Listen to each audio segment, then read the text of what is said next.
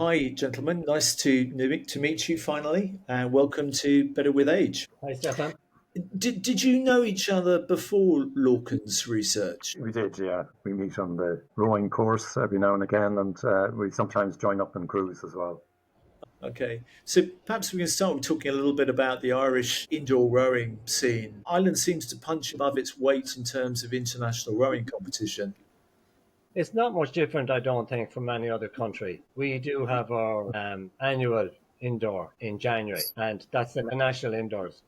There is another provincial indoor in November. But I think Okay, generally the January indoors is reckoned to be the more important one because it's the national indoor championships. So you compete then against everybody in the country. Anybody that has okay, invested time to do the training, they generally do go down. So it's quite competitive. Um, I mean, some of the national high performance athletes, they would go and do that event as part of their training and part of their categorization of how well they are at that moment in time. So it covers across the spectrum then from those guys who are super athletes up to us and all the way down from us then all us older people all the way down to the juniors. So it's quite a coming together. okay. Lorcan, I hope your connection is all right. Can you hear me? Yeah, Okay. I can hear ye fine. Can you hear me now? Yeah. Yeah, Okay. So I understand that your grandfather inspired you to study these world champion rowers, and he had a transformational impact in your life in general, not just your professional life, but your sporting life too. Can you tell us a bit about him? Yeah, definitely.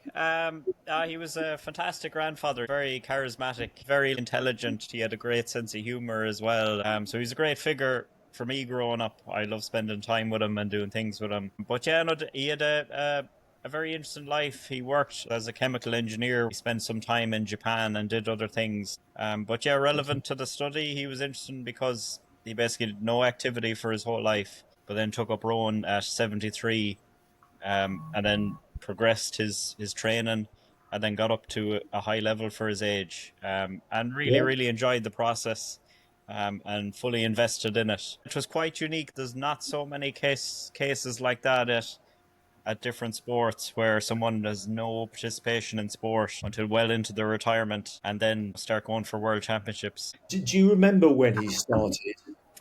Good question. I suppose I was young enough. I don't exactly remember when he started, but just remember him always being big into it and training. And Yeah. then in later years, I went over to America with him twice for competitions. And then before that, cousins and my uncle as well went with him.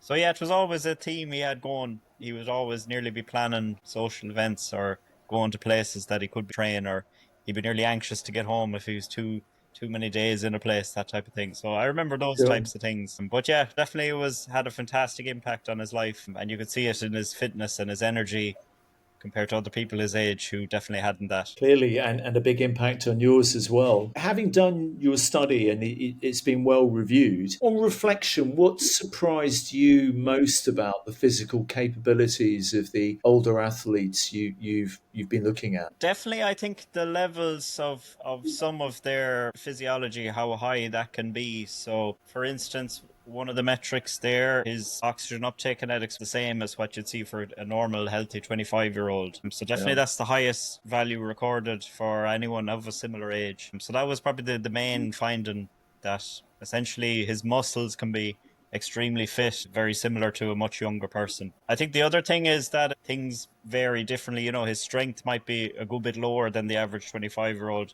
but some things are quite close. So definitely there's a non-linear change with aging. Some things might deteriorate more, whereas you might be able to maintain other things better. It's quite variable.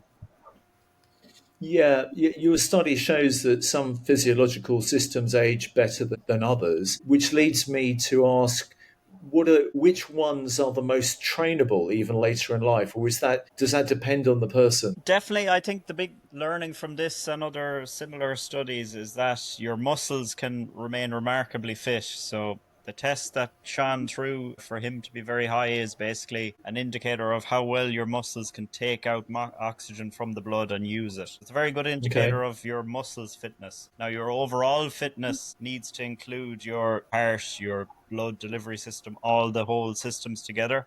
So that can maybe deteriorate a little bit more, but if you just isolate his muscles fitness, that was remarkably high. But yeah, other things can of course deteriorate, so you probably lose red blood cells as you go, your heart maybe declines a bit, but I think the muscle can remain really at a high level if you keep training. And I read in your paper that I think you said there's a 0.7% decline in performance after 35 years of age. And I wondered, is that for everyone? I mean, even a super fit person at 35, do they still decline at 0.7% from there on? Yeah, so it's a very interesting question, and I think it does vary a lot, definitely at individual levels. It all depends as well, your training status, what you're doing, what you have been doing before. You know, if you were an Olympic athlete, it's going to be hard to maintain that high level, of course, as you age. Whereas if you're untrained but then start training, you might even see an increase. If you look at world records, that type of thing, it's in around that, just less than 1% per year, probably after that, in around that 10% a decade. But yes, we're trying to answer that question soon. I have a PhD Okay. student working on it. So we're looking at the decline in world records across the lifespan, but also, as you might be familiar with the Concept 2 website, you can look at anyone's data. So he's looking at 350,000 people's data, and he's looking at every year what happens. So we're basically seeing the average person decline at a similar rate to, we'll say, a world record or Olympian. So hopefully we'll know that. Yeah, and you're a rower now, Lorcan, as well. Is that right? Technically, I'm a rower. I've rowed 4 times now, so I'm just learning it. But I have been doing indoors a little bit, yeah. But I'm starting to learn it now and very much enjoying it. But you were a competitive weightlifter before? I did that more so not at a high level really, but I did that for about 8 years and then started to get into the indoor rowing. I've been about 3 years doing that, and then just recently learning the technique on the water. Thankfully, we have fantastic weather now, so everything is going well with that. Yeah, Dennis was just telling us about the Irish rowing community, which I don't know very well, but I just wondered how the rowing community compares to the weightlifting community. The weightlifting community is very small, anyways. It's kind of a niche sport. When you set out to do the study, did you have some expectations of what you might find? Which is another way of asking, did you get the answers you were expecting in the study? To be honest, I really wasn't sure what to expect. Myself and Professor Phil Jakeman, the two of us were like, should we even put in an ethics application to put a 93-year-old through these tests? So it was kind of uncharted territory for us a little bit. There's not so much data in these types of athletes. So my own mother is a doctor, so we actually had her present just in case anything happened. We were worried about insurance or different things. So Wow. it was quite new territory, and even we were looking at the values coming through the cart as they came in, and we just haven't seen anything like this in an older athlete. So yeah, we weren't sure what to expect, but we were surprised with the data. And what did you guys think, Paul and Dennis? What were you expecting out of being guinea pigs in this? Yeah, I suppose from my point of view, the interesting part for me was the comparisons between 50 to 60 and 70. I had some of my statistics there over the years, which I'd gathered. And I suppose we don't like to admit it, but you try to attain the same level each year and try and train according to that to try and stay at the same level. And that's always the goal each year, but invariably it drops off. Then just having a look at the guys, the two superb athletes like Dennis and Kenny, and being able to do some comparisons. That's what I found the most interesting anyway. Dennis, and for you? Yeah, well, I wasn't really sure what to expect. Throughout our lives, we would do similar type of VO2 max and do different tests. So I wasn't really sure of what the results were going to produce in comparison to the other guys. So it was interesting to look at the graphs afterwards and to see how we were different in some ways, and the strength and conditioning of the three of us and the fat ratios were different for the three of us. I found that quite interesting, even though our scores for our ages very would be very good. There were still differences in the physiology of the three of us, and that was quite an eye opener. So we can be different physiologically, but we can still get good results from the test. And Lorcan, the athletes had different training histories, and with your grandfather starting later in life, does that mean it's basically never too late to start in some way? Definitely, there's a very nice study there of a centenarian cyclist. He improved his VO2 max from 101 to 103. So definitely, at any age and doing any amount of activity is definitely a brilliant option. Of course, if you start earlier, you'd probably be able to better preserve a higher level, because with age, and if you're not doing some activities, of course, you will have a greater loss. Whereas if you're staying active and doing different types of exercise, you'll be able to maintain muscle mass, maintain your fitness. Whereas Yeah. if you started at 90 without doing any activity, of course, you'd be at a very low level. You would improve, but you just wouldn't be at a higher level if you had been training the rest of your life, I would say. Well, that's good to know. And you mentioned in your paper critical power and VO2 peak. Can you explain a little bit what you mean by those? Yeah, so critical power, it's essentially a threshold, much like your lactate threshold or other things. It's just, we'll say you have two notable thresholds. Your lactate threshold is, we'll say, the first threshold, and then your critical power is second threshold. So basically, the activity above the critical power is very, very fatiguing, but if you go a little bit below it, it's not so fatiguing. Basically, it's a mathematical calculation you might do, say, a 1K, a 2K, and a 5K time trial, and you can just input it into a little formula and it'll say your critical power 2 minutes per 500 or something. So then if you go a little bit above that, it's a good bit more fatiguing than just below it. So ideally, if you can raise up your critical power, of course you'd be less fatigued and you'd be just a better athlete. So the higher level athletes, usually we see a much higher critical power. Sure. And VO2? VO2 peak is basically just what's the highest amount of oxygen you can take in from the air, deliver around the body and use. So it's just a max ceiling of a number. But you could have a race where 10 athletes have the exact same VO2 max, but they might have other different characteristics, which is why you have some winners and some losers. Even though they have the same max, there's other characteristics. So I think it's good for Okay. us to get a good overview of all the things at play. So yeah, there were some interesting differences with the lads there, but that tells us, there's more than one piece to the puzzle. It's a Yeah. combination of strength, threshold, power, aerobic endurance, all the factors together to give you your two time or your whatever race you're doing. Okay.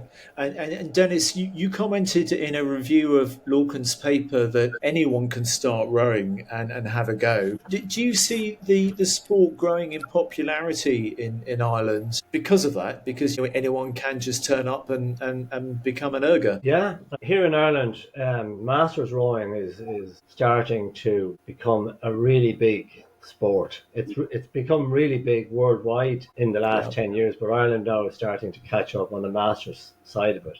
And there's a lot of pleasure oarsmen and oarswomen getting into it because it's not putting a huge burden on the joints, which get sore as you get older. So it's not rugby or running or jogging. So you're kind of sitting there in a boat and you're just pulling what you can pull or push, as we call it. So that's why it's a growing sport. And people seem to be knocking a great lifestyle out of it in the Yeah. pleasure of rowing. And they get then sucked into doing the indoor rowing, which most people hate, actually,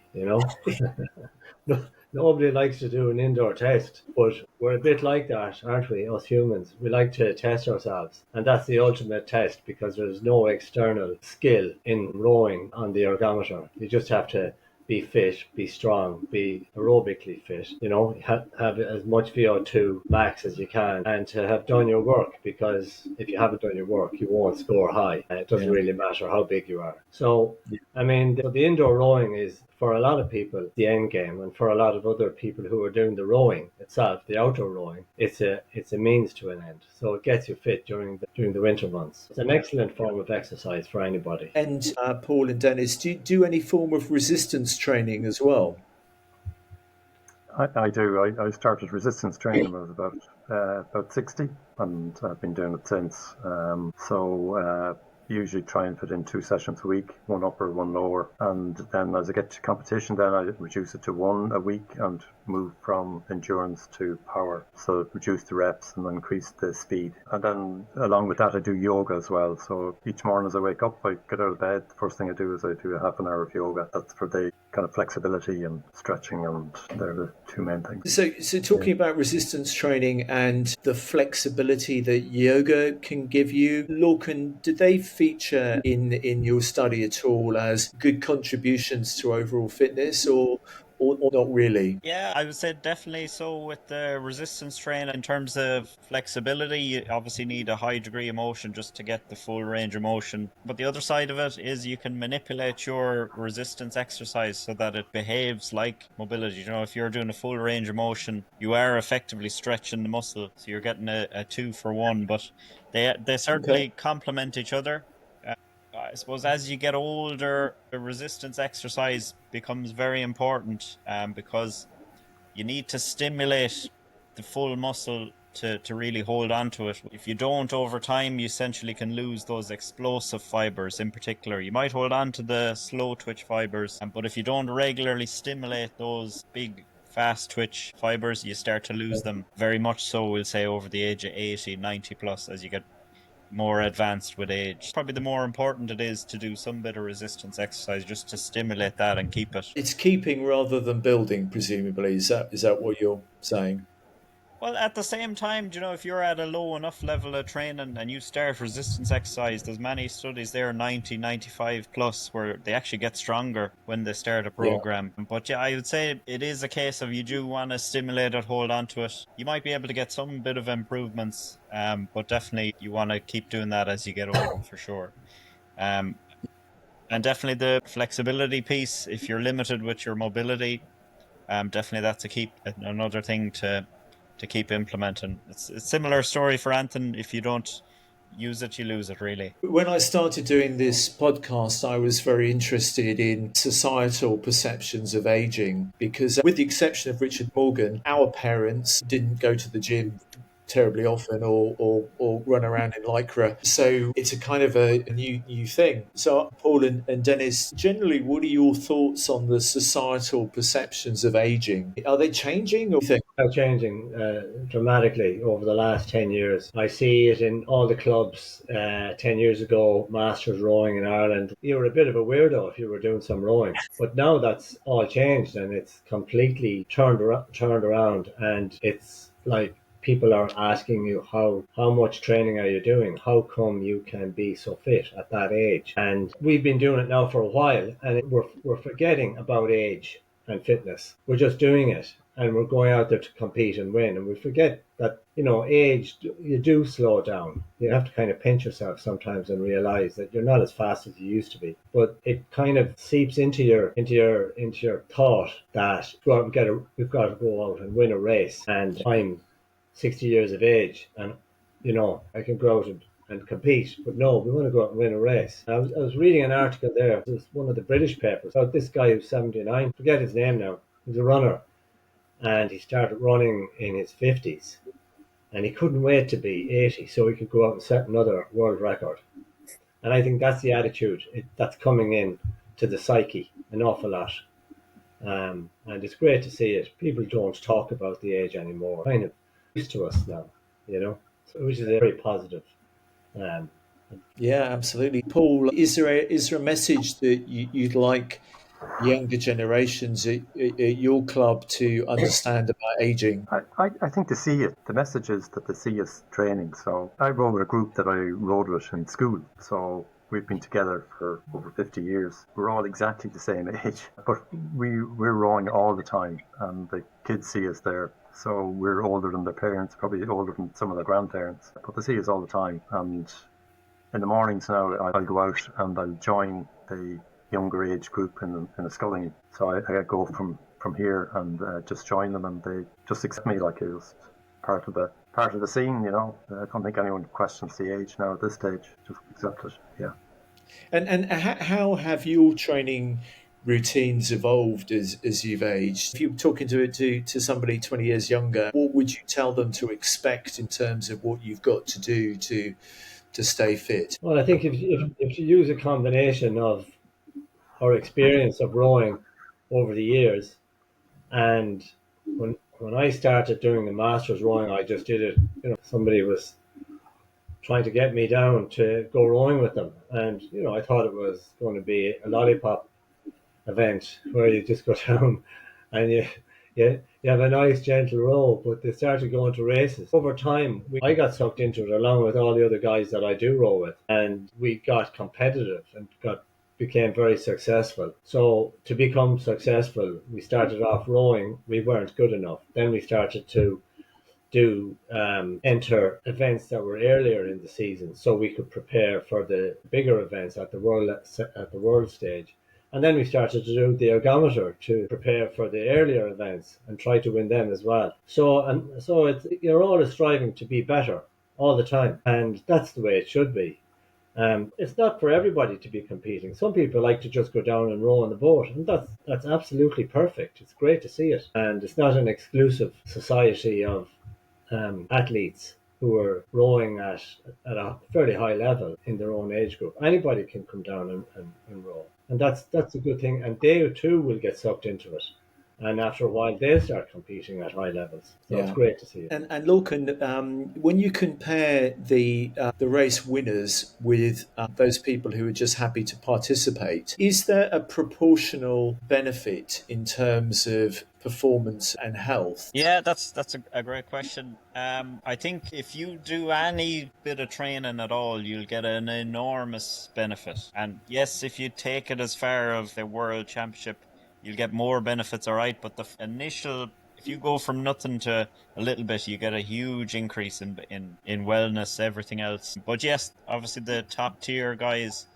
have the best function, the best strength, mobility, etc. Literally, if you do any bit of recreational activity, people talk about even something like getting 10,000 steps a day, but if you go from 2,000 to 4,000, you get enormous benefits in terms of your health. Definitely the key message, as Dennis is saying there, just any bit of recreational activity you get has a huge impact. And it gets a little bit depreciating, but there is still, of course, if you keep pushing and pushing, you get more and more benefit in terms of your function, everything else.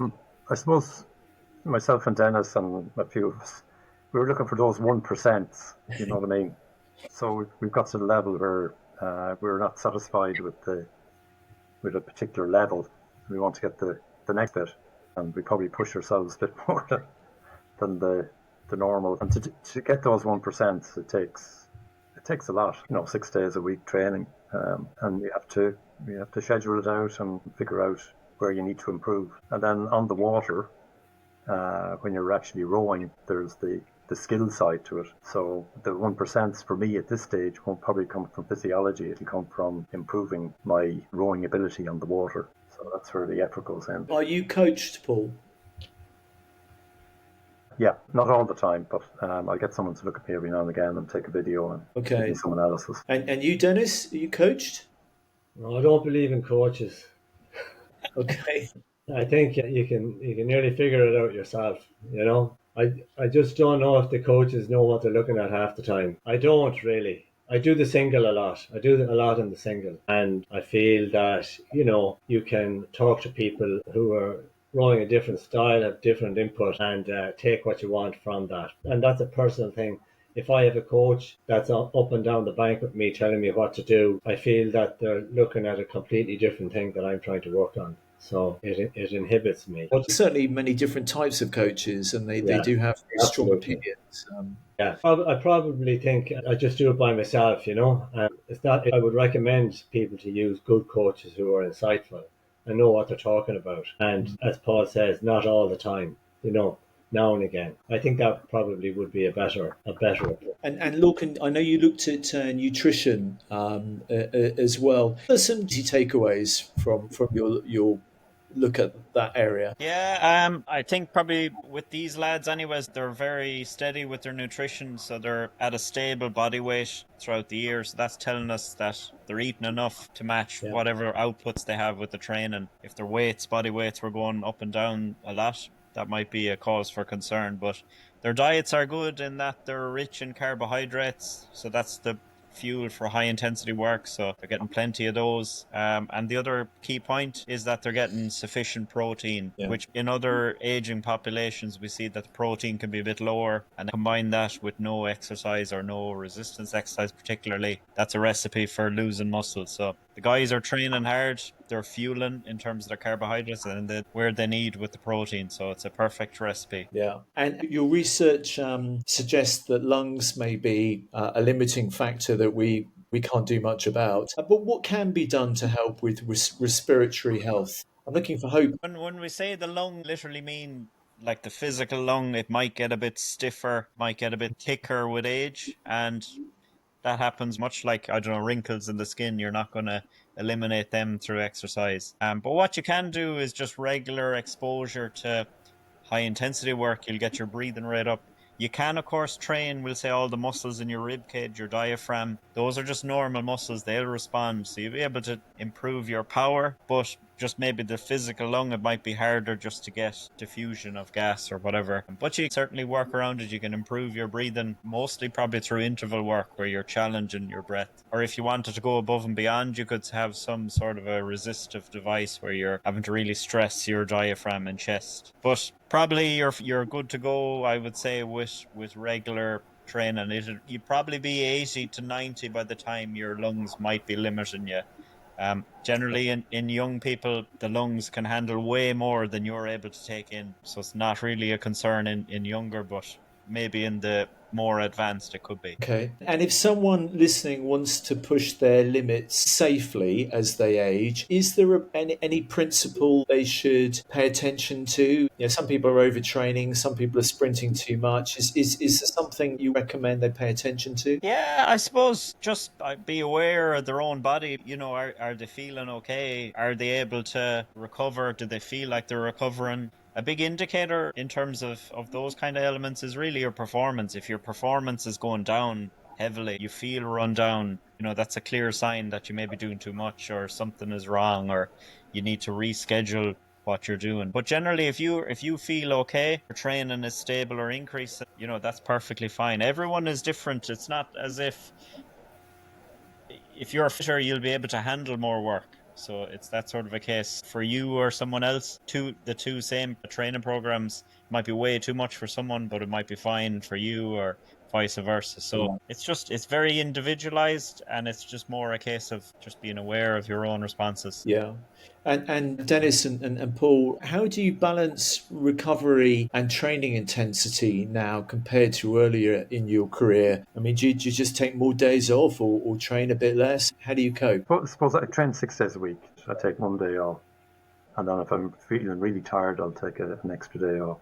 I have a polar watch, so I keep an eye on the heart rate variability and breathing at night time, that sort of thing, and just keep an eye on that. And that tells me that I need to take a rest day off. I'll take a rest day off. But generally, I'll push it as much as I can, and particularly coming up to competition, and then maybe for 2 weeks coming into a competition, I taper off a bit. So I pay attention to that, so I'm raring to go when competition comes around.